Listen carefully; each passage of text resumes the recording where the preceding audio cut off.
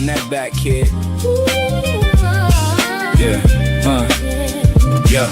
Welcome, gentlemen. You are now entering a space for the middlemen, where we get to centering, giving foresight to this world that we living in. Help you realize the greatness you've been imprisoned in. Come and listen in on how we grow as men. When the brother's on his last, we give air for a second wind. When the brother's feeling lost, we show the path within. And all the brothers still at war, we bring Apaches in. 3 well-trained generals at your disposal. CB straightforward from his brass knuckles. Dice cannon introspective, simplify the puzzle. And Bishop Harriet Tubman, the way his vision tunnels. Now that y'all in good hands, let's take a stand. Operate at full capacity and take the land. Become the source so our women don't need helping hands. Reclaim position of our purpose of being a man. Oh nah, run that back, kid. Oh nah, run that back, kid.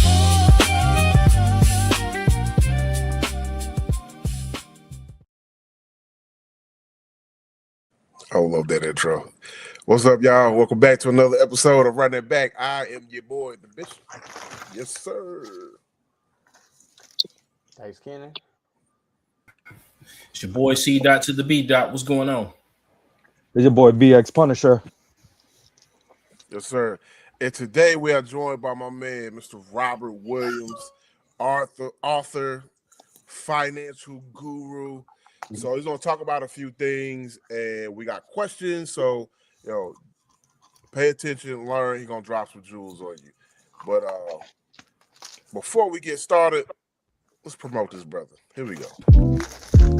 Have you ever loved deeply, lost someone, or struggled to move forward? The Keep That Love by Robert Williams is for you. It is a real and honest look at love, healing, and letting go.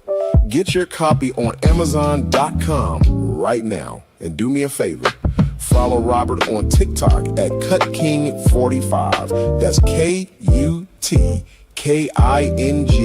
45 on TikTok. All right, back to the show. Yes, sir, rebounders. So yeah, Robert, just man, give us a little history, give us a little background, man. Tell us about yourself. First off, thank you guys for having me. I watched a few of your episodes, and yes, sir. I respect your platform, and I love what you're doing. You're shining a light on topics that are not addressed nearly enough. It's an honor and a privilege to be here. Like you said, my name is Robert Williams. I am a published author. I am a financial professional. I am also an executive director. I have helped to create multiple nonprofits and mentorship programs. I'm a serial entrepreneur. I've started, scaled, and sold multiple businesses, and I'm an advocate for the culture. Anything that can move the needle forward for the diaspora, I'm here for it. Yes, sir. Yeah. Yes, sir. Glad to be here. So, what you want to know? Talk to me. All right. We were talking a little bit before we hit the button about what I call piggybacking. I don't know what the technical term for it is, but where it's a technique where a certain ethnic group puts their young children on their credit cards. So when those children get to high school, after high school, they have A1 credit, and they already kind of the pistol on a shot, and they gone. They out the gate. And Absolutely. This is something that I feel like us as a culture, us Black and brown folks, we've never been taught this stuff. So it's perfect. So if you could just break it down, like exactly what it is, how it works, you know what I'm saying, so the people will know. Absolutely. But before I get into that, I want to touch on something that we commonly do. We're in the era of overflow of access to information. So we obviously jump the gun. We see one thing and we lock in on that. But that one thing isn't the whole picture. We're skipping steps. You don't jump straight to the credit. You feel what I'm saying? We're going to get there. But before you get there, let's say you got a child as young as possible. You pour into them everything you learn and know about financial literacy early so they can get excited and intrigued about it. You tell them about what generational wealth is. You tell them about assets over liabilities. And then you tell them that by the time you're 18, you're going to have this credit score. And then you explain to them why and how you're going to have that credit score. You can't skip straight to that because you got to realize we 400 years plus in the negative. This information was hidden from us. Like this information was hidden from us for a long time. Now we're in an era where poverty and ignorance are a choice. You know, we got a multi-processor in your pocket that's rivaling some of the old satellites that still orbiting the planet. But yet, if you want to stay up on with the new TikTok craze or line dances, you choose to do that over being educated, then you can't use that excuse that we don't know and blah, blah, blah. Like what you want to learn about how a man is moving and elevating, check his search history. You learn everything you need to know about him real quick. So back to the point I'm making, though, is what we're talking about. We can't keep skipping steps. But the problem is no one's coming out here giving us the blueprint.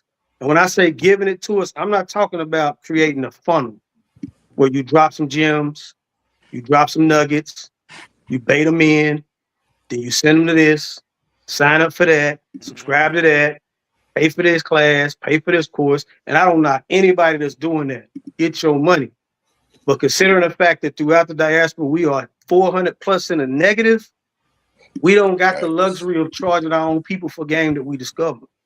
We don't got the luxury of continuing to try to grow and elevate our own household and think that we've done well, considering the fact that people that look just like us are still in the dark. And now we operating from an oppressor mindset because we don't even understand that we're mimicking the same blueprint that they laid out and applied on us. When we get that knowledge and we gatekeep and we look at it like I don't want to be dealing with them Negroes, the nigga acting up. You know what I'm saying? Y'all act like niggas. Hold up, man. You us. Yeah, some like that Brandon Tatum mentality. Come on, man. Like, stop that. We all in the same problem because at the end of the day, it don't matter what your background is. It don't matter what sorority, fraternity, set, college, skin tone, country you from. You get 4 niggas in the backseat of a goddamn truck. Guess what? You 4 niggas, and all y'all can get shot by the police. Facts. It don't matter where you come from. So I'm really trying to make sure that you understand the process is, first of all, collectively understanding that we can't just do part of it if we want to create generational wealth. Everybody is in this microwave, 15 seconds attention reality that we have. So everybody wants to get the quickest way to success or to the bag. It ain't even success. It's to the bag. And what they don't realize is you might get that bag, but how do you keep that bag? And how do you pass that bag down? Do with it. You know the worst thing you can do for a poor-minded person? Give him money. Give them some money. What are you gonna do with it? What Dave Chappelle say? Should have never gave you niggas money. But this is the thing, though. How do you change that mindset of that poor-minded person? Yeah. Give them the game. Yes. I said something. I was talking with Tiki earlier. I said, there has never been a rich person that has ever gone poor by telling a poor person how they got rich. Ooh, that's a fact. You not lose. It ain't gonna touch your bottom line at all by telling them, because one thing that people learn in this space is a lot of time people ain't gonna do nothing with it. You know what I'm saying? So if they don't do nothing with it, how is that gonna affect your bottom line? They're not in your industry. They're not competition. There's no conflict of interest. None of that. Give that game to them. Otherwise, you operating like the oppressor. Exactly. You keeping all of the information. You gatekeep it, and you won't even know it because we don't have our own culture. We say we do, but it's some things that we repeated throughout history. That don't make it culture. We don't got our own language. We don't got our own sovereignty. If any one of us on this panel get kidnapped in a foreign country, who coming to get us? That's a fact. True. That's you can't say you got a culture if ain't nobody coming to get you. Exactly. If you get kidnapped. That's so to all of that, I'm saying it's important that when we learn this information, we keep it flowing. We share it. And stop trying to get rich off of our own people. And we don't have to if we already got the bag. So back to your original question, the way it's called trade line. You can pay for an actual trade line, but see, that's for when adults do it. Okay. But all it is, the legal and professional term of it is putting someone on as an authorized user. Yeah. As an authorized user. And so what the wealthy do is, or they don't even got to be wealthy, because let's take wealthy out the equation, because wealthy is a mindset. You can leave $1 billion, and if you don't teach your offspring how to turn that billion into 10 billion, they can blow that billion in a lifetime. Yep. One of the greatest financial books you will ever read, and I implore everybody that's under the sound of my voice to do it. The Richest Man in Babylon.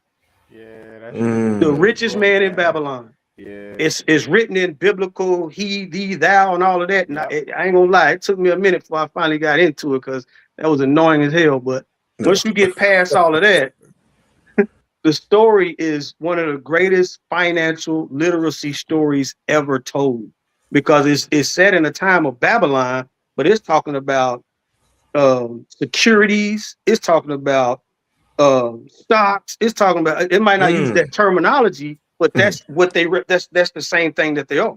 I mean, all the way through it, man. The first thing you do is pay yourself 10% of all of your earnings. Put that, so and just a quick overview of that story, so you'll get an idea of why I say that everybody need to read it. Is when you leave money and you don't leave the knowledge on how to expound upon it, then they're going to blow it in a lifetime. The reason why this book was the moral of this book was this: the guy who was the original richest man in Babylon, he knew that his kids wasn't about nothing. He knew that they was going to trick off any money that he left. So he found a guy who was an entrepreneur in Babylon or whatever, and he sent him on a mission. He said, "Listen, I need you to take 10% of your earnings and put it aside for a year.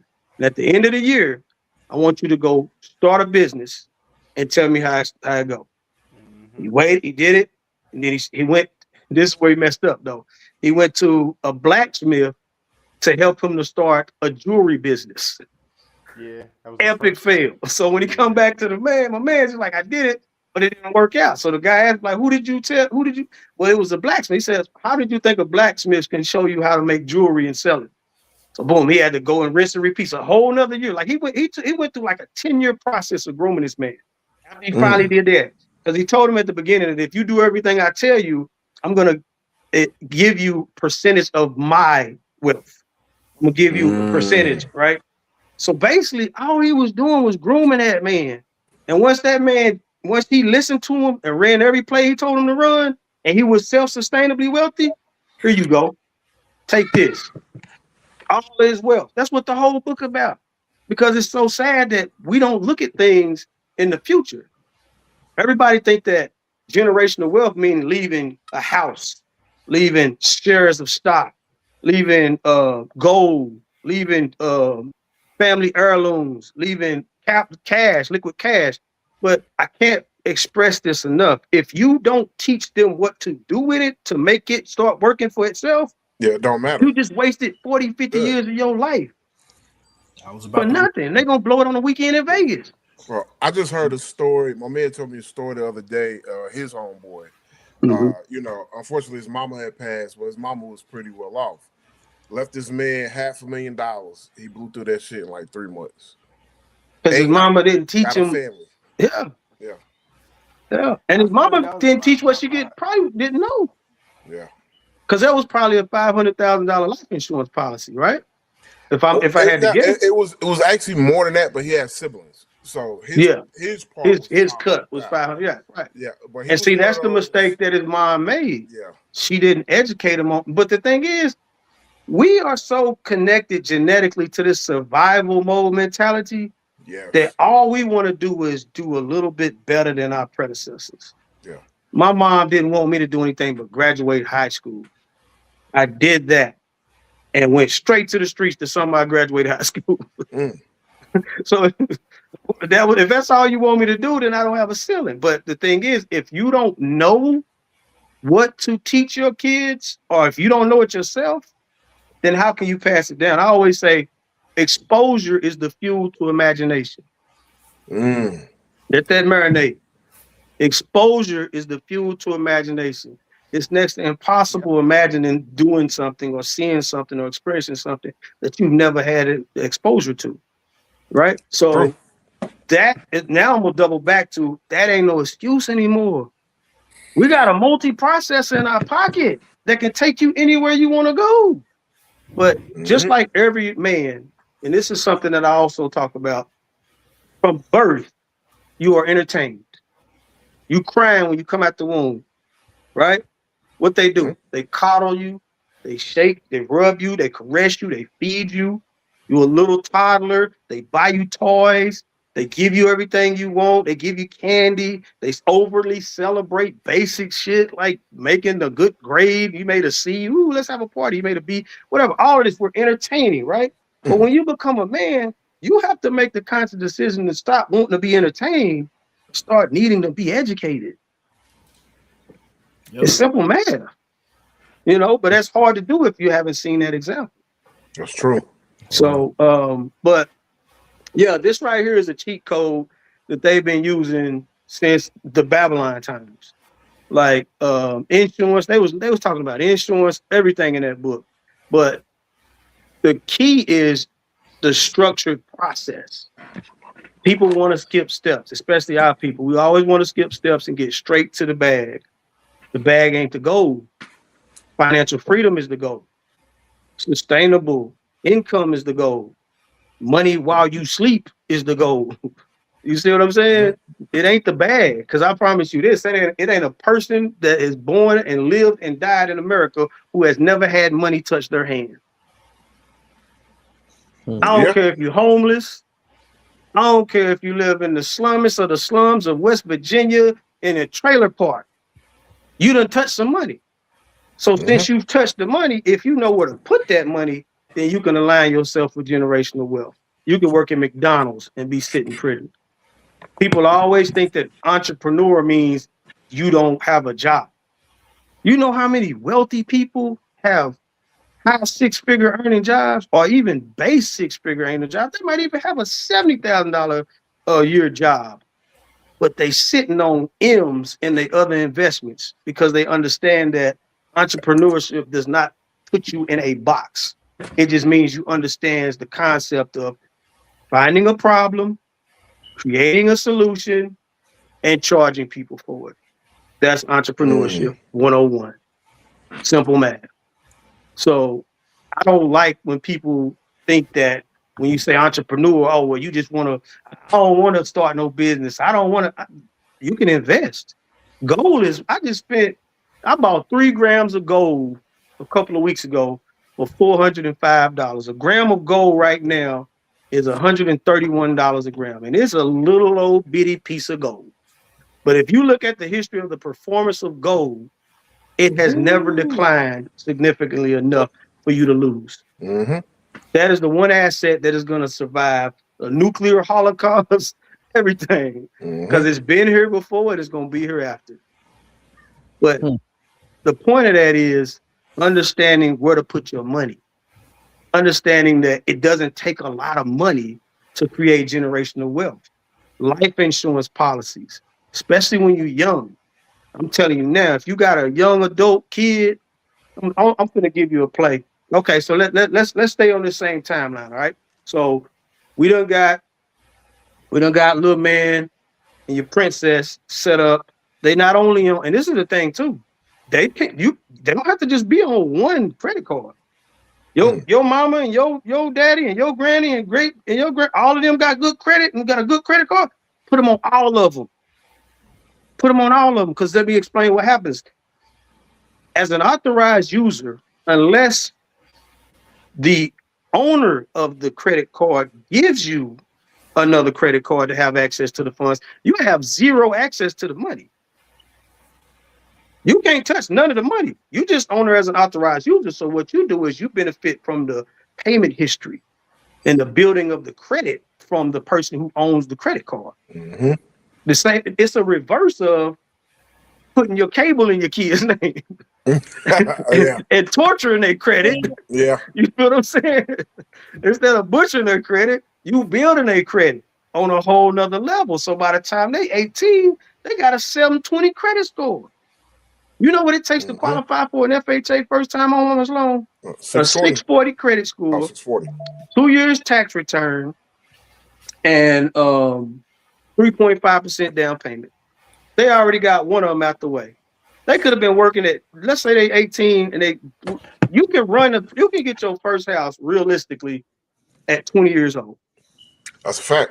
Realistic. I'm talking about working at McDonald's. Yep. As long as you got 2 years tax return. Because the good thing about working at McDonald's is you not only qualify for the loan, you qualify for down payment assistance. Because you ain't making no real bread. You can get up to 8 bands in down payment assistance because you don't make enough money.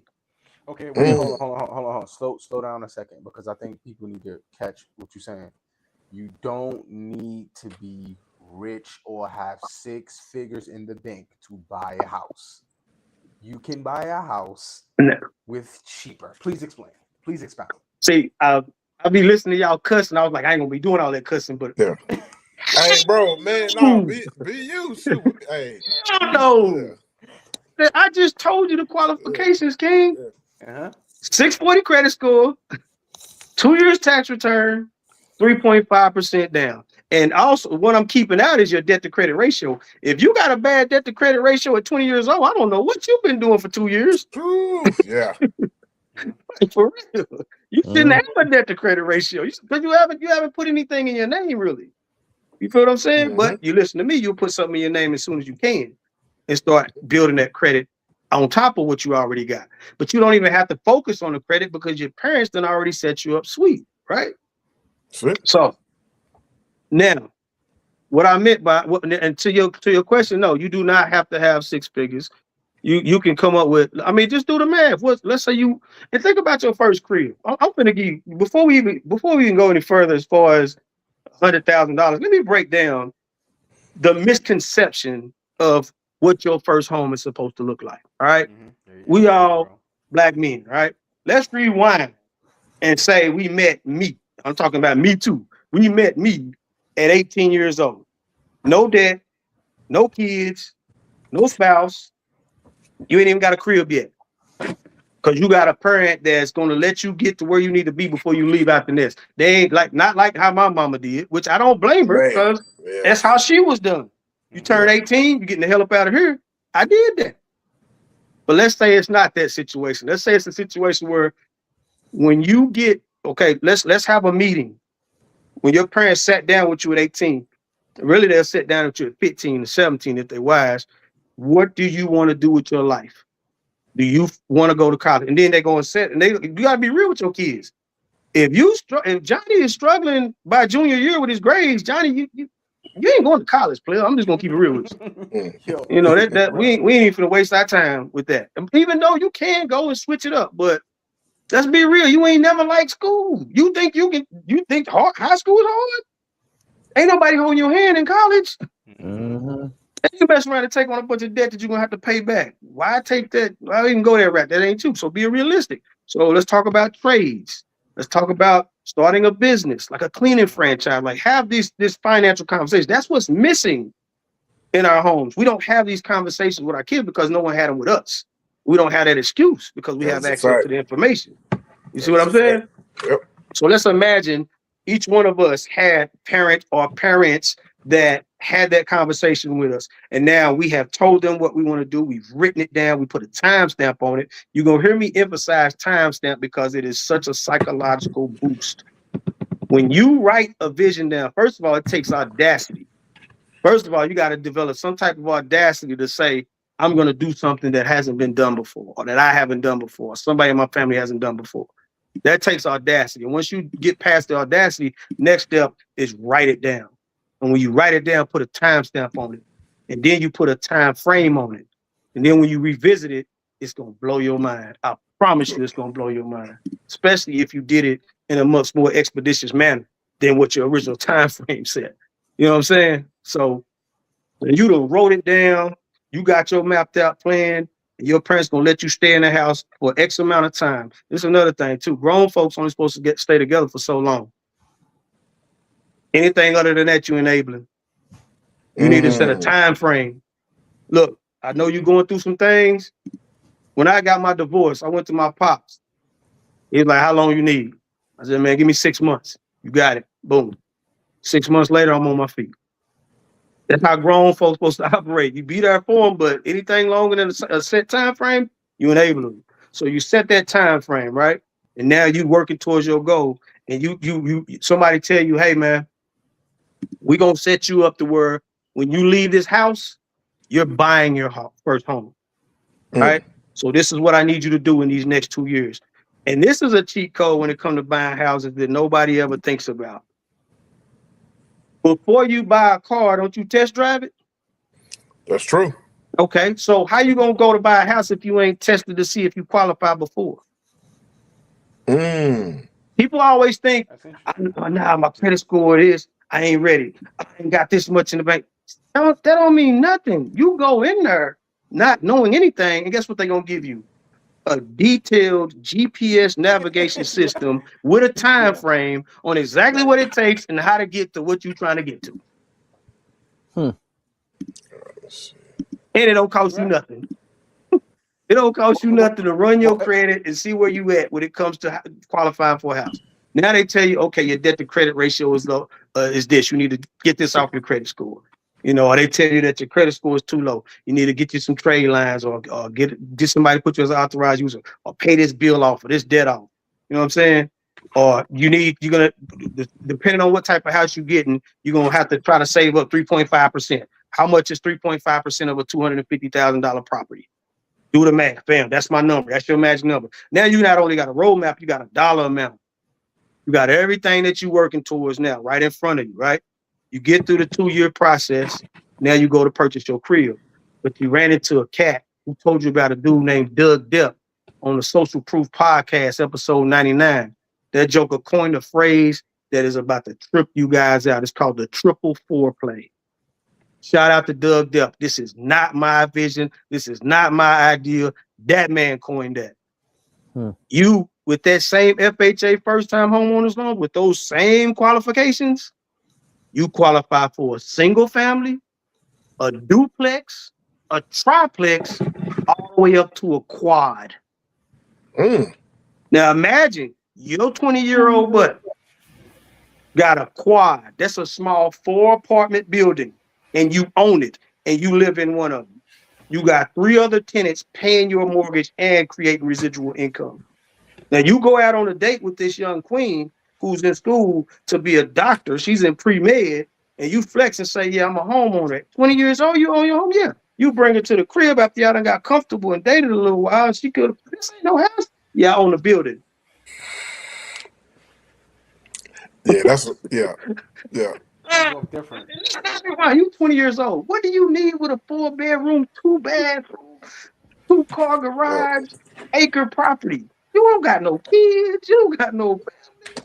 You just living in your bedroom. Hold on. One thing I want to say at what you're saying. Yes. There is a lot of people within the community that shuns the idea of what you're saying.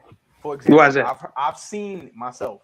If somebody that is young gets an opportunity and they buy a house like that, there are people in the family that will go, what you need a big house like that for? Again, not understanding the vision of what it is that he's trying to sit there and do. Let that man do what he needs to do and bring in more income. Yes. A lot of that stuff is shunned. If they didn't shun it so much, I think a lot of us as young men, we would accept being pushed into those avenues because we wouldn't mind finding it out and figuring it out. Absolutely. And you know why they shun it? People shun things that they aren't knowledgeable of. They're gonna attack it. That's just fight or flight. That's what we know when we're ignorant. And let me get it clear. And I know you guys know this, but a lot of people don't know this. A lot of people take offense to the word ignorance. Look up the definition. Yeah. Ain't nothing offensive about ignorant. You just don't know, and it's okay. Ain't nothing offensive about ignorant because I'm ignorant to a lot of things. But if I find out, I'm no longer ignorant to them. You know what I'm saying? True. So they don't know that. So and people always, and this is another thing too, man. Don't ever let someone else's vision of what success, peace, and happiness looks like define yours. That's a fact. 100%. That is a fact. They are not you. And I don't care if it's your mama, your daddy, your favorite basketball player, whoever. They are not you. And that's where that accountability comes in and that self-evaluation. That's a whole nother conversation. We ain't getting into that right now. We're talking about money. But yeah, so you run the play, right? You get the property, and understand that your goal isn't to get rich off of this property. Your goal is to live rent free, right? And then if you smart, you calculate whatever you charging the other renters for rent, you pay yourself that in a whole separate account and just let that swell. Leave that alone. Pay rent like you was gonna pay rent anyway. But the difference is you paying it into a stash. And then you don't have that mindset of as long as my bills paid, I'm all right, which is the dumbest financial statement ever known to man. You sitting there going through all of this bullshit on your job just to be able to say, as long as my bills are paid, I'm all right. Well, I'm not gonna lie, I've definitely had that mentality. We all did. Yeah. It's that survival mentality. Yeah. Yep.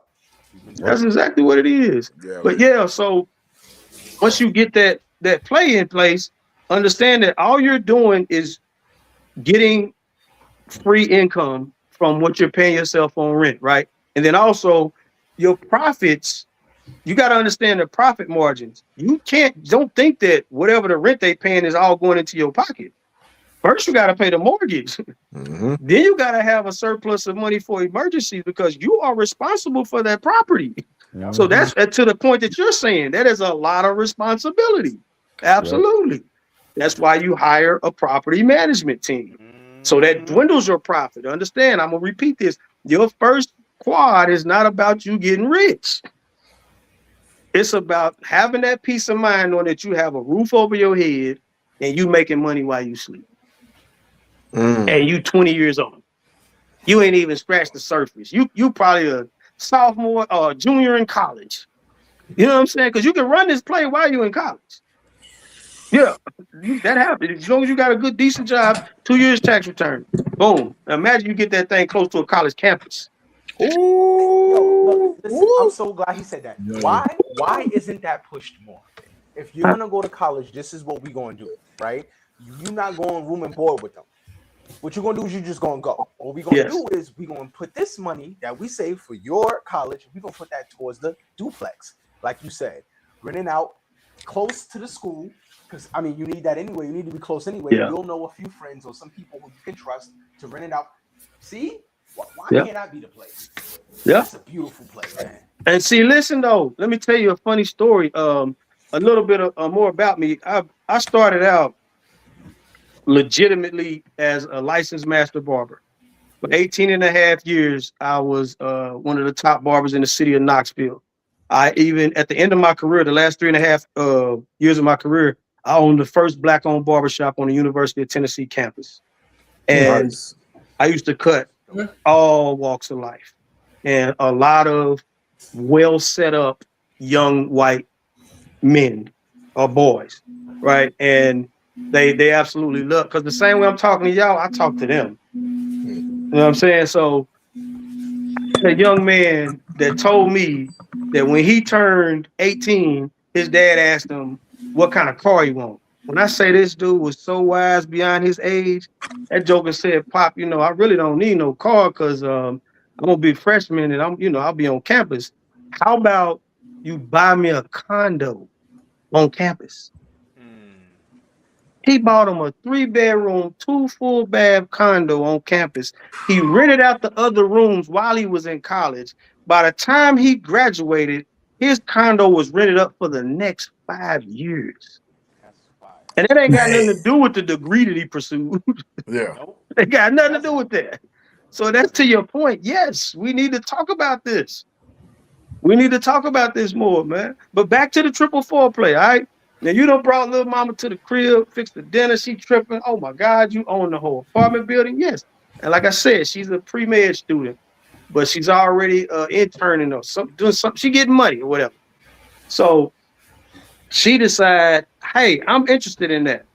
All right, let me tell you how to run the play. She run the play. Now, she got 4 doors. What people don't know about the FHA first-time homeowners loan is if you have a life-changing event, you automatically requalify for it. So answer me this. Is getting married a life-changing event? It definitely Mm-hmm. Now you get 4 more doors together. You got 11 doors. And they still young. They ain't got no kids yet. They can live in that 2-bedroom, 1-bath apartment. What's the rush? It's just them two.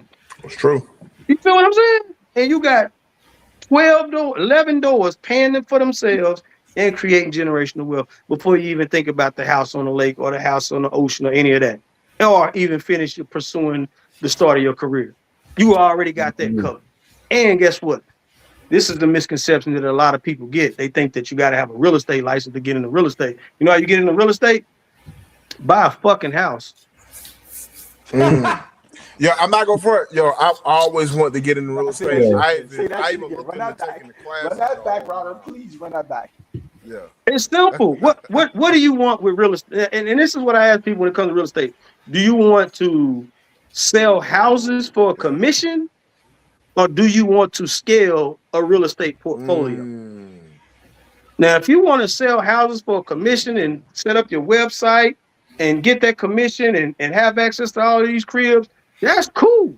You can make a lot of money doing that. They're out there, right? But if you want to scale a financial portfolio, step one is get access to some equity. The quickest route to equity is purchasing a home. You automatically control the equity, because what I left out with those 3 4-bedroom, those 3 quads, as 3 equity pools. They're swelling. You put windows on them, equity. You pave the driveway, equity. You do some landscaping, equity. Put a new roof on it, equity. HVAC system, equity. And that's all money just swelling up at your disposal. Let me tell y'all something, man. In my research in this industry, what I've learned is real simple. Wealthy people create access to multiple streams of capital. Wealthy people create access to multiple streams of available capital. You know why? Because the formula to success is preparation meeting opportunity. And if that opportunity comes and you ain't prepared financially because you got all your money over here in this investment opportunity, then it's going to pass you by. But if you know that you can leverage the equity in your home, your credit score, liquid cash, any other assets that you have, then you got multiple income streams. And if you got multiple properties, then you got multiple equity pots sitting there waiting for you to refinance, take the HELOC, whatever. They got all kind of different ways. Don't do it this way. Don't matter how you do it. That money is yours to access. Doesn't matter which route you go. And that's a different peace of mind when it comes to, I'm trying to build generational wealth. I'm trying to expand my portfolio, but dang, I didn't have the money for this opportunity. The numbers matched, the percentages added up, the return on investment was a sexy number, everything was smooth, and they only needed $65,000 investment from me. But I got 180 in this property that I'm investing in that is going to appraise for 650. And that's still, it's like 4 more months before they finally finish that. Ain't do nothing. I missed that. Nah, you don't got to miss that. Tap into something else. Tap into something else. That's why they got all of this stuff, because they have unlimited access to multiple available streams of capital. Big money just sitting in this life insurance, whole life insurance. You can front load a whole life insurance policy. I'm also a licensed life and health insurance agent as well. You can front load a whole life insurance policy. Do y'all know what that means? No clue. Let me break that down for you. Let's say, and I'm just gonna trip you out because it tripped me out. I had to get my money laundering certification to be a licensed life insurance agent, because apparently the cartel and terrorists figured this out a long time ago. You can start a $500,000 whole life insurance policy. Let's say the face value for a $500,000 whole life insurance policy is $150,000 cash. Boom. You drop that, you don't got to put another penny in it. It's paid up, right? Within 30 days, you have at your disposal 85% of $150,000 that you can borrow from yourself, tax-free, and completely unfuckwittable because it's coming in alone. Mm. Yeah. That's how they clean their money. They take up. They'll have a $5 million policy. I'm gonna use New York Life as a policy that I worked with New York Life for 2 years as well. That's what made me get into like finances. Just a little side note, it tripped me out. Only 20% of New York Life products is life insurance. I'm gonna say that again. Only 20% of New York Life's, the name is in the life is in the name of the company. Products is life insurance.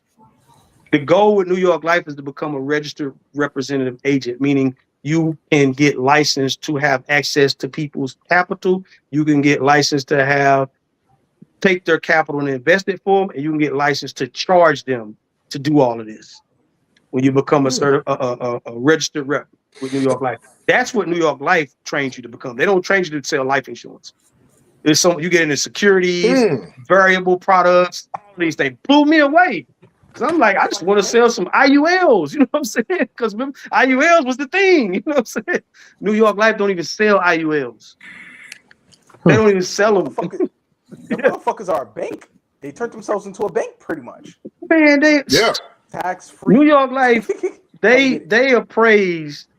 Don't quote me on this. I might be butchering it, but their appraisal in 2024 or 25 was more valuable than the United States government. Damn. And don't quote me on that, but it's something to that effect. Yeah. Like they the only company for 171 years without fail have paid a dividend. I don't know if you guys know what a dividend or how a dividend works, but the way a dividend works in stock terminology is when people say I own the business because I own shares in the business. Yeah. The way that they're paid is through dividends. And a dividend is contingent upon the annual or quarterly performance of the profitability of the company. If the company makes a profit, you get a percentage in the form of a dividend, right? New York Life, and no company can guarantee a dividend. By law, you can't, because everything is subject to the S&P 500 and the performance of the stock market. It's a volatile market. It can go up and down. You might have a recession. You might have a pandemic. All of these things can affect the profitability of the company for that year, right? New York Life for 170 something years without fail. That's World War I, the Great Depression, World War II, Vietnam, the recession, the pandemic, have never missed paying a dividend. No other company can claim that. So this is one thing I tell you. I'm not with them anymore, but if you ain't got no New York Life in your financial portfolio, you need to get some. They got the best product in the industry, in my personal opinion. But that's a side note. Yeah, so I was about to say who they are, but you said when now? If they survive that long, if a company survives that long, oh no, that's what they pay. They older than that. I think they're like 100. They're good. They're good if it comes to financial sustainability. Yeah. But are they them? They're them. Oh no, they them. Oh, they're them. They're them. Oh, they're them. Yeah, yes, they're them. I mean, it makes sense. Yeah. No. If you check, I want to say, and this is a rough number, probably 80 to 85% of all wealthy people's financial portfolio, in the asset space of life insurance and annuities, they got New York Life as their provider. Because it's even deeper than that. I can get on that another day, because they have things that they attach to their policies. Like they got patents on certain stuff, right? They're called riders. They got patents on certain riders that other companies can't even do. They so cold with it. That's why their premiums are a little higher, and they got a much more strenuous underwriting process. Like they ain't gonna just give you a policy. You got to be healthy. Like you got to check off some boxes. But I don't know how I got on New York Life. But, you have an incoming message. Yeah. So you run that play. That's the 444 play. Y'all get married. Now y'all got 12 doors. Simple. Now imagine knowing that at 18. Bro. Come on, man. Imagine knowing that. But the thing is, this is the problem though. An 18-year-old then and now, it's night and day. In our era, I don't know how old It's y'all are. night I'm and day. 51. When I was 18, I had distractions, but if somebody would have snatched me up, I'd have listened. Yep, that's I facts. know for a fact I would have listened. That's Yeah, facts. I think know that's that how, for a that's how fact. we got here. Like Yeah. everybody on here at some point in their young life got snatched up and listened. Now, Facts. like you said, the difference between us then and them now, they think they know everything. Yeah. And they Exactly. didn't get That's their the ass problem. whooped. Yeah. They got more Oh, I mean distractions too, though. that too. We got They to got a answer lot that more too. distractions too, man. We Oh we yeah, we didn't yeah, come in to the Yes. street light came on. You know, yeah, your mama had to make us come in the house. yeah, Damn We right. didn't have self, and we yeah. could talk all this all we want, but you don't know what you'd have done with a PlayStation 5, Fortnite at your disposal. You know what I mean? That's true. Right. I'd have been Yeah, in the be house. creative. And I will say this: these young people right now, they get money. They get more money than we could have, legal money than we could have got Yeah, illegal legal money. Yes. back in that day. Yeah. Mm-hmm. You know what I'm saying? Yeah. You There's know, too so many ways. There's too many yeah, new ways. They inventing ways to get money. The pandemic, you bro. see how many new I heard, millionaires came out you the know, pandemic? I heard during the pandemic for our people was the most successful time for us outside of Jim Crow or the Jim Crow era because we started creating so many businesses Yeah. and we were becoming profitable. Yeah. Yeah. That's facts. That's Sometimes you facts. gotta chase the problem, you know. And they don't like that. Nah, Mm-mm. they don't. So But so we funny. don't care. I was having a conversation with my brother earlier, and I was saying to him one of the few professions that people don't Shout pay out, attention Nariq. to. And it's funny that you said you used to cut hair.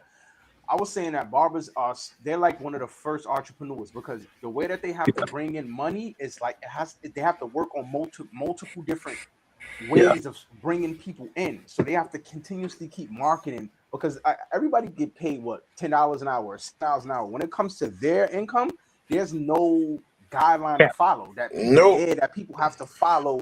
Oh, I'm gonna pay 15 or I'm gonna pay 20. They gotta figure it out and then they gotta watch each other and still be entrepreneurs and make the situation work, whether that's coming to the house, whether that's doing special cuts.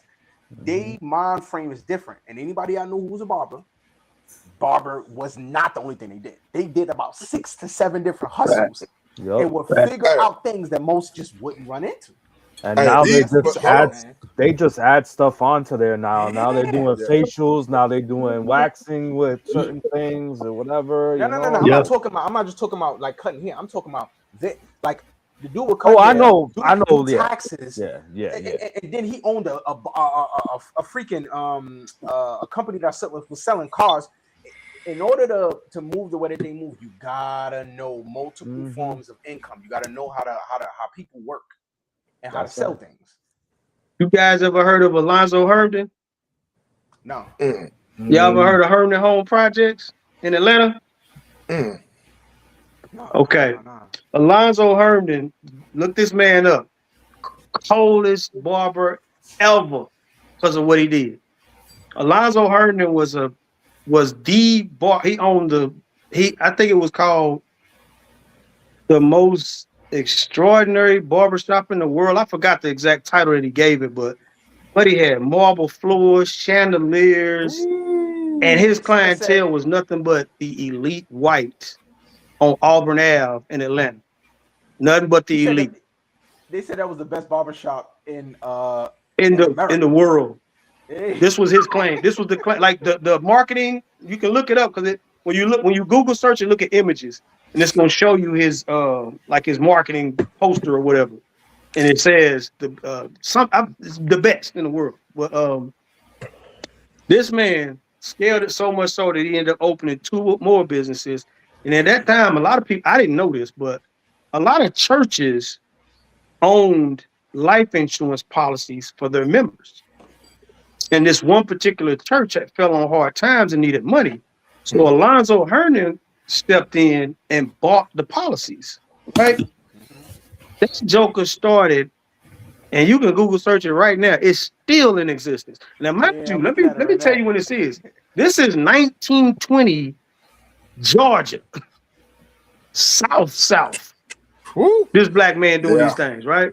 Yeah. So Yeah. that gives you more context of how prolific this brother was. Okay.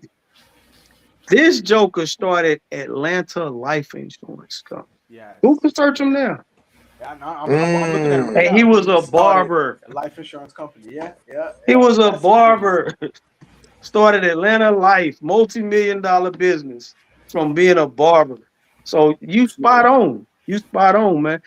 A little bit more about my background. And first of all, too, man, y'all threw me off. I was kind of jaded when I saw Financial Guru because I know how the Hey, we gotta culture give you props though, man. This is the thing, though. I know how the culture come for you because, Yeah. and I had a moment. I gotta tell y'all, man, y'all really helped me realize and remind myself of who the fuck I am. And I can't thank y'all enough for that, Oh, for for real. sure. Because I put it in the box that if you don't have a certain amount in your bank account, or you're not in a certain tax bracket, then how can you call yourself a financial guru? But if you look up the definition of guru, it ain't got nothing to do with money in the bank. It does not. At all. It's a So, teacher. It's a tutor, a professor. I mean, right.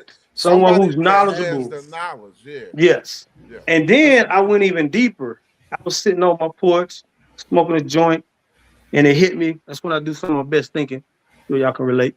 And it hit me. I was like, damn, I done tried at least 50 different ways to get money in my lifetime. Plus, from 11 years old, learning how to cut hair in my bedroom, I got my homeboys in the neighborhood wrapped around my bed, waiting in line to get in the chair so I can get these hot ass clippers on their head. I didn't know nothing about trimmers. It was one set of clippers. You set the blade to line it up, to fade, to cut, the whole nine. And I'm cutting Kid and Plays, Juice, Big Daddy Kane cuts when you had to really be a barber. You see what I'm saying? Getting $2. Take me 2 hours to cut this dude head for $2 a cut.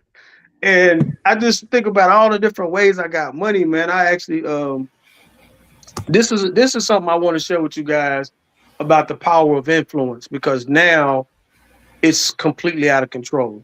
I'm sure you guys can attest to this. It used to be a time when you can have a conversation with a young person and you can tell them, hey, tell your parents they did a good job. Now we're at a time where the parents can do a great job, but because of the power of social influence, you got people like this dumbass doctor. It hurts my heart every time I tell his story, man.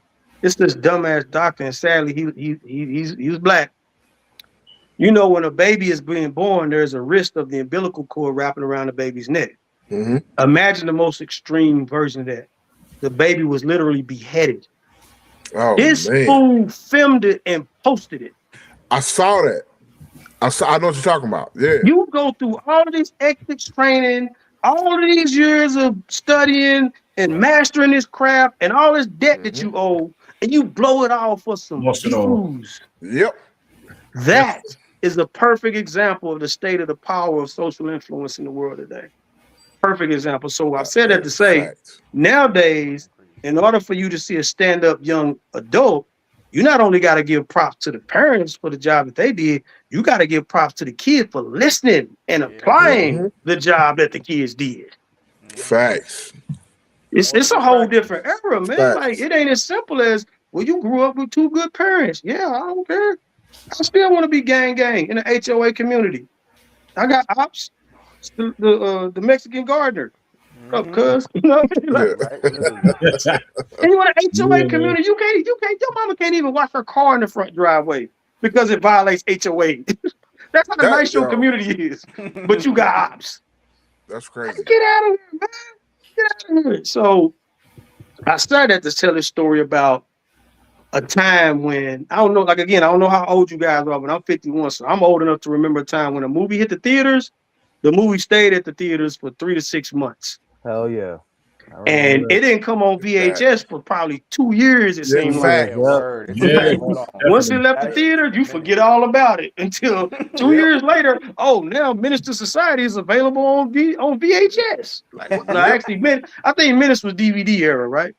No, it was Menace? Yeah, Menace was DVD. I Minutes think was that DVD. was kind of like around the Nah, time. It Minutes was was 90. It was both. 93, so it was still VHS. Yeah, it's No, still it was VHS. No, listen to what I'm saying. When it was in the theater, it was 92. Oh, okay. Trust me, the movie is near and I dear see to what my you're saying. heart. That's why I see what you're saying. I this see whole what story you're is about that movie. I know everything about that movie. Trust me. It was 92. The summer, no, it was 93. The summer of 93. You're right. The summer of 93.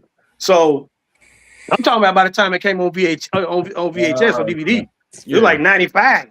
You know what I'm Yep. saying? It took a while.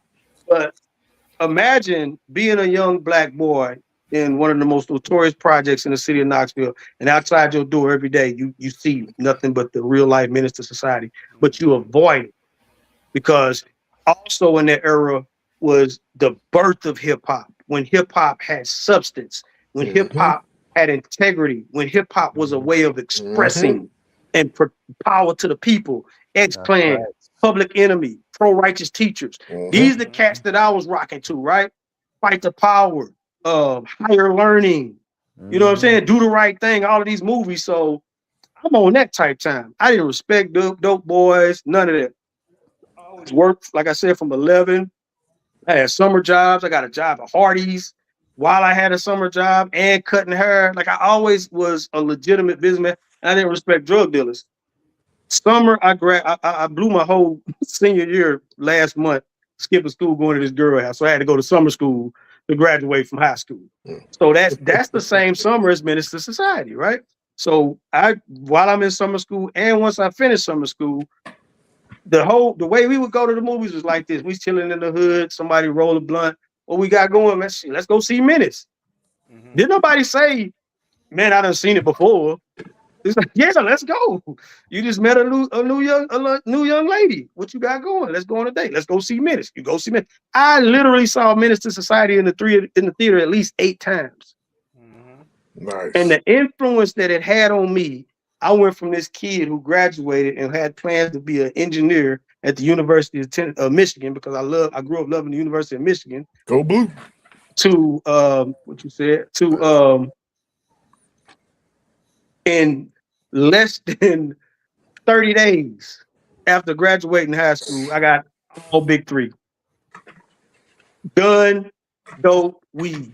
First charge, all 3. Damn. 3.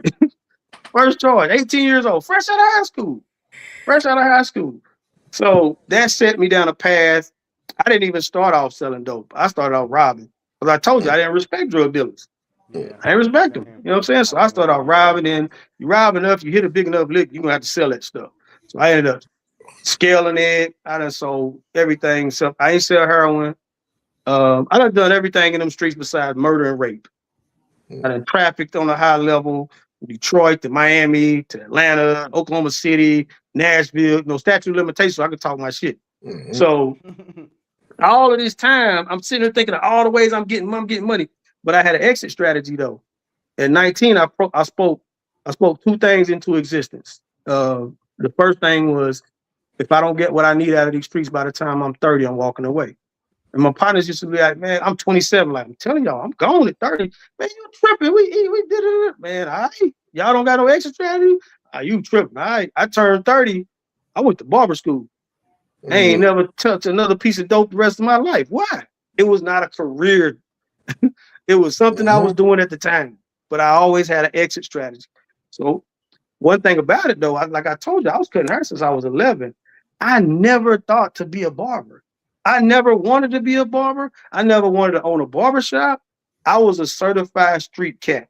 I didn't respect rappers because they was rapping about me and my life. I didn't respect barbers because I thought there was a bunch of gossiping dudes just like the women in the hair salon. So somebody was like, man, go to barber school. One of my partners, we used to hustle together. Like, he was in barber school and he couldn't cut hair to save his life, but he was in barber school. I remember he came on the block, man. I said, man, you still over butchering them heads? He's like, man, you need to come on and go to school, get your license. So I listened. I go to barber school, get in the industry, do real well in it. But while I'm in the industry, I'm selling bootleg DVDs, CDs. I was the G-Shock plug. I had North Face jackets. Like, I'm doing it all. Whatever hustle you can think of, I'm doing it legitimate. And that's to the point where you said these young ones, they making money all these different ways. legally now. It's like it's too many ways now. And this I'm talking like 18 years ago. So imagine now all of the income streams. So I say all of that to say, then I transitioned after 18. When I had owned that barbershop, I was about to turn 50. And I was like, man, I'm not going to be 60 years old with a bad back, especially since I done preached to my kids all their life, work above your shoulders and not below your shoulders. But all that life, they done see me work below my shoulders. You have an incoming message. You know what I'm saying? So I was like, what can I do to pivot? And a lot of people thought I was crazy because I had the most profitable location in the city. Imagine the University of Tennessee post-COVID. They had an 85% accepted rate. They allowed 8,000 incoming freshmen the first year out of COVID. Then doubled down and had 10,000 the next year. I couldn't cut enough. I would turn away 2,500 to 3,500 a week because I was booked all the way up and I couldn't even cut them. Yeah. Couldn't even cut them. So I still had to think of another way. And I had created my mentorship program, a youth mentorship program. And one of the things that I taught was financial literacy. So in learning that, someone was telling me, hey man, and then when the IUL started booming, you know what I'm saying? That's like, you can get your license, man, and you can start selling these. So I did it. I got my life insurance license, got into that. So I realized after having that revelation that you guys were claiming me this is Jarvis. You have as the financial guru, that I know multiple ways to create income, and I can teach multiple ways to create income. So I can take that title, and I thank you guys for that. I said all that to say I appreciate that. I'm gonna own that now. Yeah. I'm gonna own that now. Yeah. But I feel like I've been rambling, man. What we got? We got some questions. What we doing? Yeah. Bro, I'm sitting here just taking mental notes, man. Like there's a couple things that I did not know that I'm damn sure gonna look into. Go ahead, Chris. What'd you say, Chris? Yeah, you muted. No, Chris, you muted. Chris, you muted. Dummy. Man, shut the hell up. Just like a sponge right now. Real quick. Jonathan apologizes. He said he had to go a little early. So yeah. Shit. Go ahead, Chris. You was going in. Yeah, man. I'll say I'm just like a sponge right now, man. I'm just absorbing the information. Man. Okay. Well, I got a question. Okay. I had a couple questions. Fellas, Dice, you got any questions before I ask Mom? No. Whatever I had, I try to get out before it slipped my mind. He answered more than enough. Yeah, pretty much, man. So this is kind of going back to some of the stuff you said earlier. What's the best way for not just Black families, but families, period, in that low to middle income? What is the best ways for us to build to build generational wealth? First thing is master budgeting. If your money doesn't have a destination, then capitalism is going to give it a destination. It's only two places it can go. It can either be taxed or it can be spent. So first of all, you got to master budgeting. And I mean to the penny. People get in their feelings because of their guilty pleasures. If you got a guilty pleasure of paying for a porn subscription, put that in your budget. Nobody should be paying for porn. Hell no. It's just an example of a guilty pleasure. Right. If you got a guilty pleasure of buying too much weed, put that in your budget. That's true. You see what I'm saying? Whatever your guilty pleasure that you know you don't need, but you haven't got control over it, put it in your budget and then put a restriction on it and stick to that budget. Yeah. If you're buying an ounce a week, limit that to a quarter ounce a week. What that look like? And then that's the most you spend. So you got to master budgeting, first of all. Once you master budgeting, then you invest. You create a family bank. You create a family bank. If everybody getting income and everybody can take and put 10% of their earnings aside for themselves personally, you can take another 5% and put together collectively for the family bank. And that family bank sits there and grows. And as it grows, if there's a family emergency or an individual emergency, let's say my car break down and I don't got all the money, instead of having to pool together the money from the family, you go into the family bank. You get that money out of there, but you pay that money back. Yeah. That's the stress that you don't got to worry about because it's not all on you. That's one thing other cultures, and you guys have heard this, other cultures adopt this unified approach to finances, and we don't. For Yeah. whatever reason, we feel we got to be independent, which is stupid. Stupid. You know what I'm saying? Like, oh, I'm too good to live at 18 years old, or 21-year-old, or 25-year-old to live in a nice, spacious 4 or 5 bedroom house with 3 or 4 other family members while we all stack our bread. Yeah, because I was going to say back in the day, people used to make fun of Hispanics for like, 10 to a house, but every single one of them are contributing. And they all have businesses. Exactly. Mm-hmm. I mean, I respect my Hispanic brothers and sisters because they got it. They got the plan. You know what I'm saying? Just like Chinese people, right? And I learned this one day, and it's gonna sound crazy. I was watching this documentary about General Tso chicken, right? So they were tracing the history of who General Tso actually was. Like General Tso didn't exist; it was just a name that was given.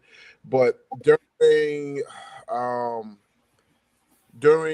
the point in time where we had people coming over, I want to say it was the 1800s, 1900s, maybe like 1920s. You know, when we had all these cultures flooded into America, right? So the sailors couldn't go off to eat, right? They couldn't go off into the cities to eat and stuff like that. So the Chinese created what we know as the takeout, the Chinese takeout, which is not real Chinese food. Just want to put that out there. So they established a foundation to where they have these accounts and they have districts all over the country. So when you have a family that wants to move to a certain city, they register or they get into that certain district, and they have money that they give them to start another Chinese joint. And it just keeps going just like that. Yeah, absolutely. Yeah. So we don't, but here's the thing. I think we've been taught for so long to, it's a weapon they use to divide us. Because like I said, at one point in time, Jim Crow era, that era there, we were super successful because we weren't allowed to go into certain areas, so we created our own. We was good. The family was stronger, the marriage was stronger, the money was popping. Right? Absolutely. So they use this weapon to say, hey, you can have more than your neighbor, you can have more than the next person, and you're gonna be better. And a lot of us, well, I'm gonna say us, but a lot of our people before us fell into it. So as time progressed, here we are. This is the outcome, right? Yeah. So we call it hate. Yeah. And absolutely. I beg to differ a little bit. I beg to differ. Okay. Just beg to differ. Here's why. What you got? We taught all these people how to do all of this shit when it comes to this money. When it comes down to it, they fucked around and blew our shit up. Each time we did it, they blew it up, flooded the town, killing the people, and killed all of the people. Yeah. This is for like the whole beginning of the 1900s. So we knew what we were doing when it comes to money. They just scared our people to a point that we didn't want to get together and create institutions anymore. Anytime we did, they destroyed it. Anytime we had banks, that's a fact. They destroyed it. That's a fact. Anytime we built anything, they destroyed it each time. And the government let them get away with it. Facts. But that's why I say the black dollar is the absolute most powerful dollar on the planet. It is. Big old fact. Tiki had a couple questions. Let me cut you off, Robert. My fault. Yeah, I saw him. I'm gonna address those, but let me finish answering your original question. Yes, sir. You have to turn your family structure when it comes to finances into a corporation or a business.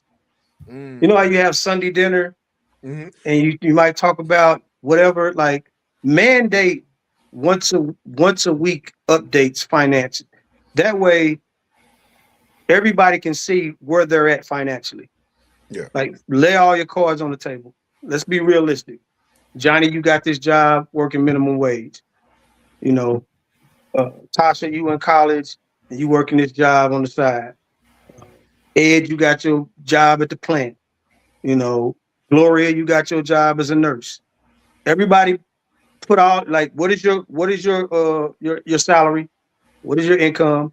Okay. Now let each one of these individually, everybody got their pen and paper at the table. Each one of you individually do the math. What's 10% of your salary? Because before you do anything, you got to master the art of paying you first. Pay you first. But make sure you have a destination for that money that you're paying you for. Don't pay you to go blow some money. pay you to put towards your next asset acquisition. Mm. It's a simple formula to wealth. And it's going to answer a lot of the questions in the box. As long as you continue to purchase assets over liabilities, there is no way that you can't become wealthy. Everything you spend your money on makes money. Mm. If all you spend your money on is assets, how can you not become wealthy? Because you're not blowing money. You reinvesting the money. The money's not sitting still. Money has to keep flowing. It has to keep flowing because if it sits still, one of two things gonna happen. What is it? You're gonna spend it or it's gonna get taxed. But as long as you reinvest in it, then it's gonna keep flowing. Let's get them questions. All right. I ain't got my glasses on, so I can't read. I got you. I got you. This is from Tiki.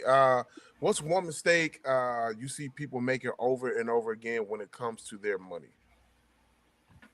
Impulsive emotional spending and consumerism, brain controlling and manipulating you to feel obligated to create an experience that you didn't have as a child. Christmas, Damn. Yeah, birthdays, all that. yeah. Man, answer me this. That was hella dice like. Yeah. Answer me this. I'm gonna ask each one of y'all answer this question. Sure. Answer this question yourself. How much did your Christmases make you a better man? Not a motherfucking one. Yeah. Negative. Yeah. Negative 100%. Fact. Negative. Fact. It made me worse. The Successful people. question should be: How many successful much of a better people? business did you make? Listen to this. Everybody else. How many successful people in the history of the earth had a celebration ceremony where they were on the podium and they said, "Yeah, I want to thank my parents for all the great Christmases I had." Exactly. Never. Exactly. My birthday, None of the they motivated me to be great. None I of mean, after Christmas, then what? You know what I'm saying? Come on. none of You the got to holidays. get disciplined. None of the holidays. You got to get disciplined. That's crazy. That's crazy. I'm just saying, you got to get financial discipline because Wait, if your money, I was told, and I love to give flowers. My ex-wife told me this early on, and I getting to know each other. She said, before you spend a penny of your money, you need to know where every coin is going. That's a fact. It's important. I don't care how much, it could be $5. Budget it. Bust it down. $200 going on some Carmex. I mean, $2 going on some Carmex. $3 going on some breath mints. But you budgeted it. And it went where it's supposed to go. You feel me? And what that does is we got to realize what we're trying to do is unlearn and relearn. And the unlearning is habits that have been genetically passed down to us through our DNA. And that is that survival mentality. Yeah. We don't have to survive anymore. You know, the marketing campaigns that the powers that be have consistently put on have made it to where we got to pay homage to the hood and go back to the hood as if your mama had a choice to be in the hood and that was a successful route to go. Your mama didn't want to be in the hood. She couldn't afford nowhere else. And she got caught up in the mindset and the social construct that just eats away at you because you're in this trap. The trap. You feel what I'm saying? Are you in these projects, which is a project? Come on now.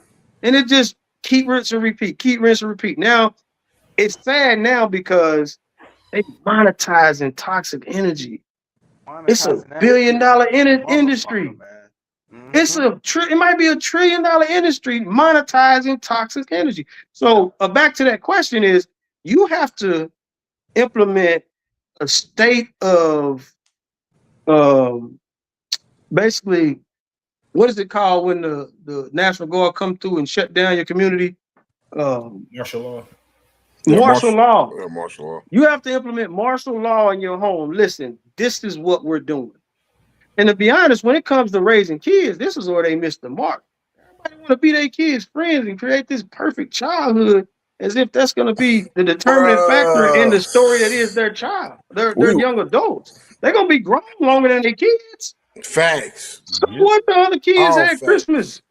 So what the other kids? So I had a conversation with an ex and said, I said, so we was talking about Santa Claus, and he was like, I think he was like 5 or whatever. I said, so you still gonna teach, have them celebrate Santa Claus? She's like, I want them to have a normal childhood. I said, so let me get this straight. A normal childhood is you lying to your kid until you old enough to tell them that you was lying to them, only to discipline them for lying to you. And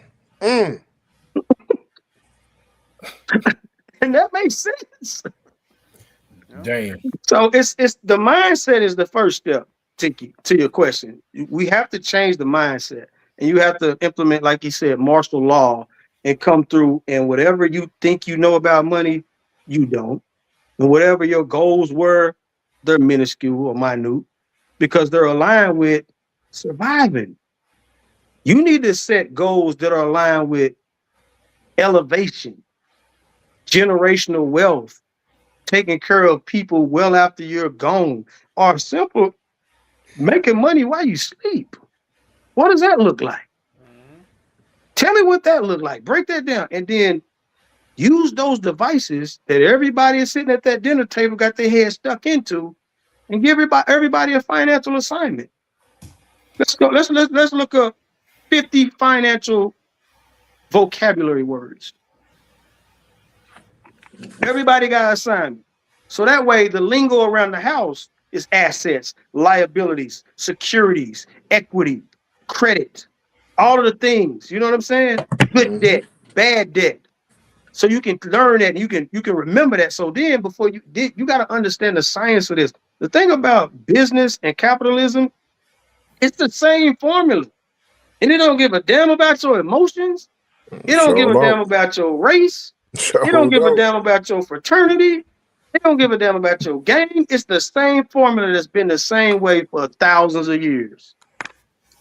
Profits or losses. Facts. That's it. So once you start changing the environment in the home, then that's going to inspire that kid who's a sponge. That these kids don't want you to do nothing but pour into them.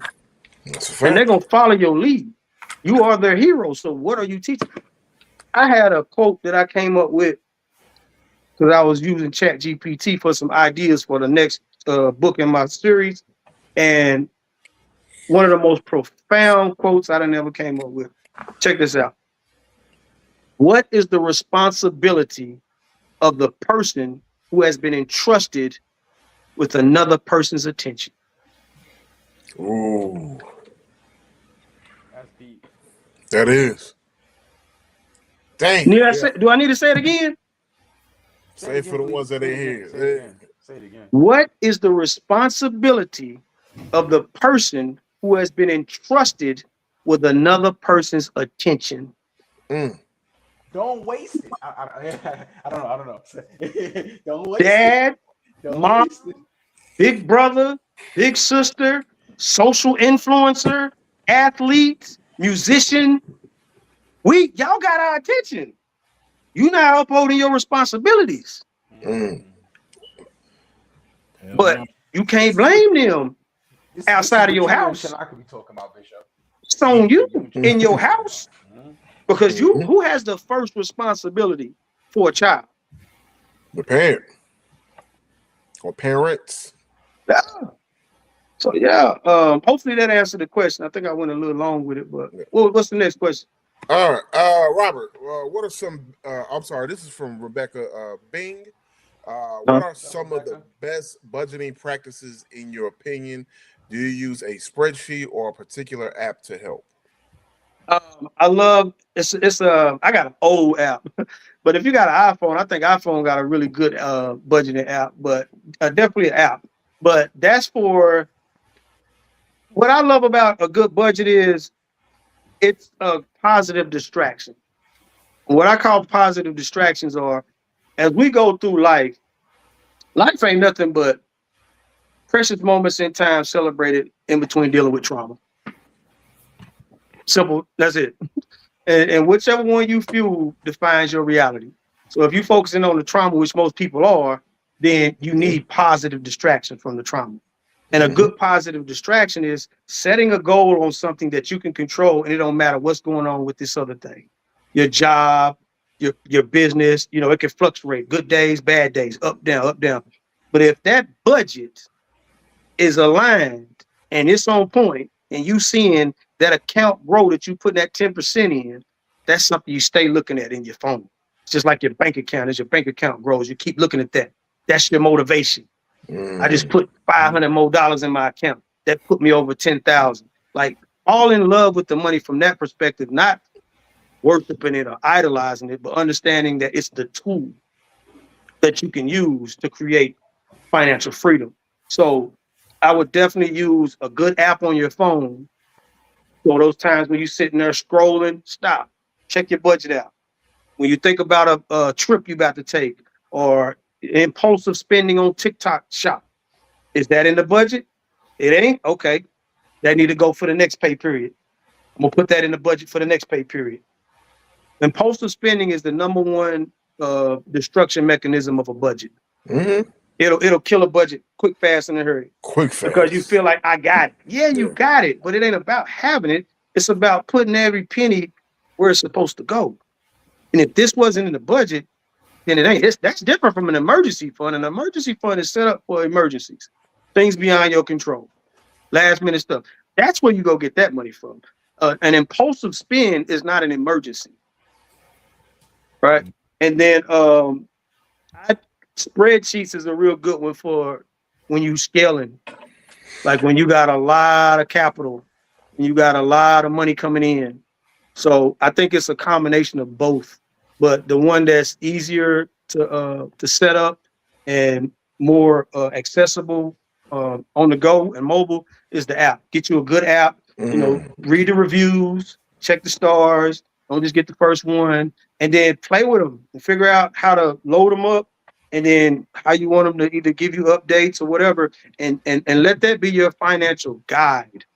Like, I don't know, I got to check my budget. You heard people that say that jokingly, I don't know, I got to check my budget. No, that's a real thing. Yeah. I know a millionaire. My mother says that a lot. I know a millionaire. I know several millionaires, but I know this one millionaire. You can Google search him. He is actually on the University of Tennessee Haslam School of Business executive board. This joker told me that he has a $10,000 a month budget. No matter what, that's all he spends a month. Damn. But to us, that's like, damn, but if you look at his net worth, that's smart as hell. Yeah. He ain't spending no money. Right. He ain't spending no money. Yeah. And he disciplined, and that's why he's a millionaire. People are, why you got all that money? You don't want to spend it. Because that's how I got it. I don't frivolously spend it. Rebecca says, sorry, that's good. Go ahead. No, I was just going to name, an app so far that I've seen. It's called Monarch, but I think you have to pay for it. I don't know. I'm about to see if it's the one I got is old. It's called Budget with a dollar sign. It's super old. It got all kind of commercials in it and all of that. Hey, if it ain't broke, don't break it. I'm not paying for it. Yeah. But Rebecca says, okay, I'll look into the different apps. Thank you. Yeah, that's my pleasure. Absolutely. Yeah. Tiki says, Monarch, money, every dollar. Yeah, them good ones. Them good ones right there. Because that changes your focus, man. We go through life in that survival mode. So just imagine how many times you came home with some money and you just put it on the dresser. I do that a lot, yeah. What? So you don't respect that money that you earn? That's true. Most of the time for me. No, I'm not going at. I still do it, and then I have to check myself. Yeah. And now I worked hard for that money, so I need to put it in my stash before it transitions to the bank or wherever it's supposed to go. Yeah. Otherwise, you're gonna be something pop up, some impulse. Oh man, I got this extra $500 that ain't put up. I got this extra $25 just laying on the counter. I got this extra $50. It ain't extra. Ain't no such thing as extra money. You wealthy? I ain't wealthy. No such thing as I extras. nigga, what? Fucking Nope. point, bro. It Yeah, ain't extra. I ain't It's gonna what you front, work like for. when I do like OT and I get a little bit more than I would normally have on a payday, but I put extra on the bills. And I probably shouldn't be doing that, but I'm so like you said, survival mode, man. Me and Yeah. Chris is my actual brother. Like he's my actual little brother. So we grew up poor, homeless, like Yeah. hotels, churches. So in my mind, it's just like I'm not going back to that. So even if I've already paid my light bill, I'm gonna put a little bit more on it. So the next month I got less to pay. You see what I'm saying? Like if I got more money on my check or whatever. So That's trauma. yeah. Oh no, That's for sure. trauma. Yeah. Because you either know somebody or you've experienced sitting in the dark. Plenty of times. Yeah. And the cold. That's And trauma. the Yeah. ain't going But see, hungry. that that's where that unlearn, relearn. Yeah. You gotta unlearn that mentality because ain't no way in the hell you go to work at your job and you dealing with a supervisor who is an idiot. You dealing with an annoying coworker. They Yeah. playing with your bonus money. You got to commute through all of this hectic traffic, And all of this just to be able to say, man, as long as my bills paid, I'm straight. yeah. I got Man, one. I got one friend who's a millionaire. Shout out to my man Mel Burgess. how tight are y'all? He like a big brother, man. We All see. right, well, you need to talk to him Yeah. every day. And here, you know what's crazy? Like when I was younger, so I'll give you a little bit of his backstory. He participated in a crime. He did 10 years of federal prison. Kind of like you, fresh out of high school. And I said go blue because he's from Ohio, but he went to Michigan. You know what I'm saying? Like the blue, go Yeah, Michigan, that's his thing. Like I used to yeah. dog sit for him sometimes. He had this big ass pit bull. His name was Blue, but he came out, man. He had got education while he was locked up. Came out, started a smoothie shop. All right, was barely making any money, but he was a professional trainer by like trade. That's what he was Mhm. for. Heavy in the sports, little dude, but he was jacked. You know what I'm saying? Um, but he started with the smoothie shop. Now he got three different offices in the Bank of America building in downtown Raleigh. So he always used to tell me, he was like, bro, a steady paycheck will kill a dream. And I never understood that because I always wanted to start a business. You know what I'm saying? And he would help me with like business plans and stuff like that. But I was still young. I was in my 20s. You know what I mean? So I didn't get none of this stuff. Like, but yeah, we talk. I cook. So I had an idea right before, and I want to get my idea, but for a food truck. But me and my man had a solid idea for a food truck. COVID hit, that kind of just shut everything down. But the last time I was kicking it with Mel, I was telling him about it, and he wanted to invest in it. You know what I'm saying? So he was just like, all right, you give me this information, give me this information. This is before uh, this podcast, the last podcast. So, I was kind of floating. I was like, well, shoot, man, let me look. And I approached my man about it, and he was just like, man, I'm cool. He was, he had kind of gave up on it, but yeah. Then other opportunities started popping up once I met Tiki, and me and Yeah. her just meshed it. Shout out to Tiki. Yeah. Shout out to Tiki, man. That's She why a, she a we call beast, man. we call her the Oracle, That's right? Yes. Because the Oracle Yes. see things coming before you do. Yes. You know what I'm saying? So Yes. man, I've Tiki been one of blessed them, enough. it's some people don't just don't know ideal out there all willy-nilly. Next morning, she That's a done fact, created the business logo. She done, she bruh. got a whole Yeah, articles of and incorporation. yeah, and that's why I wanted to give Tiki the flowers because me and the fellas, like, we had these, like, Dice had a super fantastic dope ass idea, and Tiki like just started kind of helping us on like ways we could accomplish it. But then one thing led to another. You know what I'm saying? And like just so many out like building blocks, string of man. Like events. yeah, yeah. It just everything started falling in place literally. Yeah. So now it's just like I have way more knowledge on, and I went to school for business. Like I got a degree in graphic design, and like 5 years ago with the school for business. Um, Mhm. so I was trying to learn this stuff, man. But Yeah, man, because of Tiki, man, everything we do with the podcast, everything we doing behind the podcast is all her. You know what I Yeah. mean? Just like I want to say all her, but she planted the seed and we're watering the seed. You know what I'm saying? Yeah. So, man, shout out to Tiki, man. Everything we do, she a part of. You know what I'm saying? On the camera, behind the camera. So, you know what I Absolutely. mean? Without her, bro, like the stuff that we have and we're working on and we're going to accomplish, bro, we couldn't do it without her. I ain't even gonna front. Like, yo, we came out the gate running. Without her, bro, we'd be crawling, rolling around like a newborn. You know what I'm saying? Man, you preach to the choir, man. I know me and Tiki done started at least 3 to 4 businesses together, so I already know what you're talking about. But you you hit on a good point though. When you said that you went to business, you can go to school and get a doctorate in business, and they're not going to teach you about entrepreneurship. That's a fact. You know why? Yeah. Because these institutions are designed to create employees. I don't give a damn if you're a doctor, a lawyer, an engineer. They are designed to teach you to be an employee. So they're not going to give you the game on how to be an entrepreneur. JP Morgan started the modern day learning of the modern day system of learning. So from elementary to college, like it's about indoctrination, creating employees.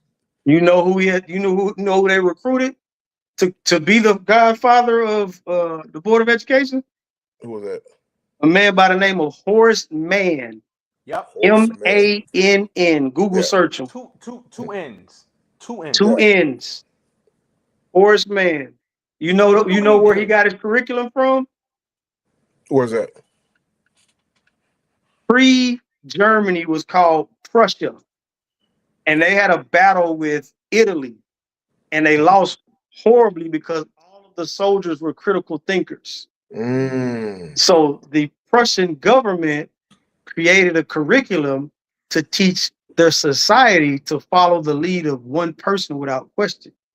Fast forward to the Holocaust. All Germans didn't agree with what Hitler was doing. But from kids, they were taught to follow the lead of one person. And the same high school equivalent curriculum that we all on this podcast went through is that same curriculum. Wow. I didn't know it went that deep, because I know they have a hand in how Rockefeller said it. I was just about to say Rockefeller's the one who, He was famous for saying, I don't want a society of critical thinkers. I want a society of workers. Yeah. I'm sorry, I meant to say Rockefeller, not JP Morgan. That's why I was trying to correct. Yeah. Sorry. Yeah, that was during the Industrial Revolution. Yeah. They was building the railroads out west in the vertical with the skyscrapers. And they created the factory concept. They needed more workers because I'm gonna trip you out. I know y'all ain't never thought, because I ain't asked anybody ever asked this question. Nobody said yes, they thought of it. How come colleges are older than high schools? Oh, say that again. How come universities and colleges are older than high schools? Yep. No, really think about that. You ain't never thought that in your life. Never. Because of the Industrial Revolution. Prior to, you had to have money to send your school to private school to be educated enough to go to college.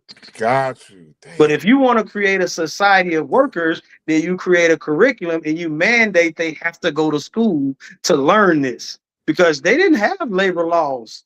You had 12-year-olds and 11-year-olds working next to 60-year-olds. That's a fact. And they was in the way. So they had to send them somewhere so they can get better training. That's our modern day school system. Yeah. That's why you can be a doctor, a lawyer, an engineer, a professor, and you still are an employee. Yeah, man. That's the indoctrination in this country has been crazy. Capitalism 101. Yeah. No. That's the Rockefellers. They did it across the world, brother. Yeah. It's not just this country. They did that shit across the world, bro. Oh, I know it. Oh, yeah. It. They got it from Europe. Rothschilds. I'm sorry. The Rothschild. Yeah. Sorry. Yeah, they got it from Europe. Back and shit. Yeah. Because it's like 5 families. Rockefeller. Nah, bro, that shit go deep. It's so deep. It's, I mean, those families. Yeah, but those particular families that have a lot of weight in our country, Yeah. yeah, they go super deep. But it's the Rockefellers, J.P. Morgan, Rothschilds. It's two more. I can't remember, man. I can't remember, but yeah, I'm telling you, it wouldn't. They got so much people in the. To this point, it's like 33,000 families.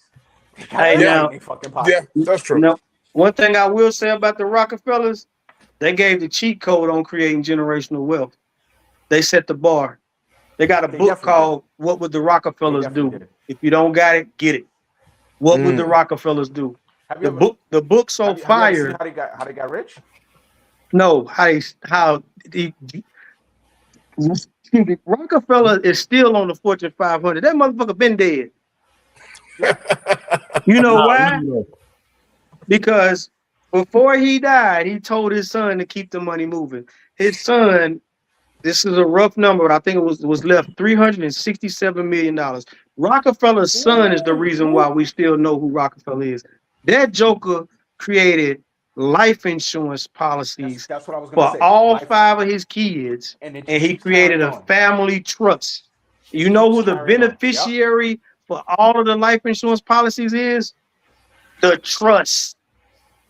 The Mm. money don't go nowhere. The money don't The go money nowhere. can't go no. It It can never stays run in the out. name. Yeah, It stays in the name. damn. It's like You I'm when sitting here thinking about you've this. heard of a trust fund baby, right? Yeah, Yes, that's what they are. President Trump, right? Remember when he was just billionaire Trump and he was saying, I started with a modest $2 million loan. Mm-hmm. that's My it. grandfather gave me a modest $2 million. That Yeah, was his good. trust allotment. Wow, That that's was his trust allotment. This is the thing about a trust fund baby. You don't rich forever. You get one shot at that money. And if you don't pay it back, you don't get no more money. mm. It goes And on to this the is the next. sexy part about it. That shit is That dope. trust got so much money in it. Every child born with the Rockefeller name, the trust takes out a whole life insurance policy on them and Yes. pays it up. So when they die, even if they didn't pay the money back, It comes that back. accumulated cash value and dividend accumulation from that policy from that person goes right back into the. It comes back. Ooh, It man, can never run out of money. It never dies. that's It never pimping. dies. That's called crazy. infinite banking. Yeah, that's pimping Mhm. right there. Good And gracious, you man. don't have to have 367 million. Yeah. You don't. You Now can you're set right. up a policy for $250,000 You're right. and have it set up in a trust, and you only Keep gonna the give your trust. kids access to say 100,000. I mean, not 200. 250. Give your kids access to 100,000 of it. Hmm. You got 4 kids, you get 25,000 apiece. But you done taught them finances, so they know how to take that 25,000 and make it some more money. But that other 150,000 is still growing accumulated compound interest. Y'all know how Man. compound interest works, right? Hell yeah. Yeah, it's Hell keep growing yeah. compound interest. It's still getting that dividend payment on it. But Still getting it. And that okay, so fast forward another generation. Now it's time for the grandkids. That's been another 18 years. 18 years of that 150,000 growing. That 150,000 is now 500,000. You see what I'm saying? Yeah. And now they only get access to, 200,000. Give them their little piece, boom. There you leave the rest. Next thing, by the time you get to the 3rd or 4th generation, that thing gonna be like $5-10 million. Because it Man. don't stop growing. Yeah. As long as there's money in there, it's gonna keep growing. Good. Because that's how Listen. a whole life insurance policy is structured. And hey, listen, if you got a daughter and she get married to a dude and your name is Rockefeller, that nigga name will be Rockefeller for that type of motherfucking money. Do you understand what I'm saying? Facts. Keeping that name. Robert That name is the Rockefeller. Hell yeah. That is a fact. Yes. That's a fact. That's a Rockefeller, fact. man. I'm telling you, man. That's and people are always clowning. Well, not Nas clown Jay-Z for naming Rockefeller Records. Yeah, man. Do the This math, company man. after? Yeah. Do the homework. Yeah. Yeah. Damn. Yeah, man. I talk this shit all night, man. Yeah. Bro, But we definitely gotta have you come back, man. I You gonna appreciate come it. back for when we do Let's Be Real? So that's when we're gonna have a panel of women, panel of men, and we just gonna ask each other questions about why the opposite sex do what they do. It could be relationships, could be whatever. So that's gonna be a good one, man. I'm here for it. Yeah, I'm here Yes. for it. As long as the topic is helping to push the needle forward for the culture, I'm here for it. Oh yeah, for sure, man. You know, if It's it's why do men cheat and why do women yeah, cheat, nah, yeah, I'm cool on Yeah. that because that ain't Nah, helping move yeah, the needle forward. yeah. You know what I'm saying? Like, now, I mean, for me, if that's something a woman wants to know, the question has to be structured in a way where she actually wants to know and not trying to provoke. You know what I'm saying? mhm. Like we all grown, we can have conversation. You feel what I'm saying? So that's But what to we be about. honest, that's Yeah. kind of like one person can't answer that question. That's true. But see, we give our opinions from how Yeah, we see yeah, things. it's a different reason. You know, you can Exactly. say Yep. what the average would be, but yeah. Yeah. Point being, I'm here for it, man. Yeah. This is from Yeah, our yeah, lips, our brains, our opinions, our hearts. So. yeah. Well, bro, once again, man, we definitely appreciate you coming on, man. Dropping some knowledge. Really, Yo, I learned a lot. Cool. Yeah. Yeah. I took some notes and all that shit. Fact. So But so definitely get those two I books, earned man. the title tonight, huh? The Hell FHA, yeah. the FHA thing got me though. That's because me and my wife did that to get our house built, but I didn't know you could use it again. Like that's I didn't know that. They don't. And they don't on tell you top of that, I think like after 7 years, just regular, Yeah. you can get it again. I Now we didn't know gotta that. we Yeah. gotta talk. We gotta talk around because we gotta find a way to put something like come up with something creative to give to people Facts. every week. Something, Facts. man. Something. Yeah, This facts. is needed information. We need to be more financial literate. We need to get that going. So yeah, And I'm here we for need it. to talk. Hey, and this is my motto too, man. Don't steal my shit because I'm about to trademark this. All right. I told Tiki I wasn't gonna say it, Yeah. but I'm gonna go ahead and say it. No, I'm gonna go ahead and say it. until you trademark it. Don't All say it till you right. trademark I'm it. gonna say it. I trust y'all. Okay. Ain't nobody gonna steal my shit. Whoever out there listening, I'm trademarking this. It's already getting in the process. But Yeah. because of the 400-year gap that we got, we trying to play catch up. The fact that we want to charge our own people just don't make any sense, man. The old adage is the game is to be told. I mean, sold and not Not to told. be told. Damn right. The game is to be told and no longer sold. Yeah. We can't afford to charge our people. Facts. I started out talking about the funnels. They're giving nuggets, and I love the podcast that give the nuggets because if you are a critical thinker and a self-educated individual, you're gonna take that nugget and you're gonna get off of that podcast and you're gonna go down the rabbit hole. I ain't talking about a simple surface search. I'm talking about when you search Google, you search images, you search videos, and most importantly, you search books. That's a fact. People don't even scroll over. There's a book for every topic that you search. Go all the way down the rabbit. That's me. I can do that. So I'm not as reliant on the podcast walking me through it and holding my hand. But it's people that need that. So why not give them the game and walk them through it all the way to the bank? That's a fact. Why not? It's not going to hurt your bottom line. You're not losing any money by doing it. Yeah. You're not. Tiki says she's gonna trademark it tonight. Don't worry about it.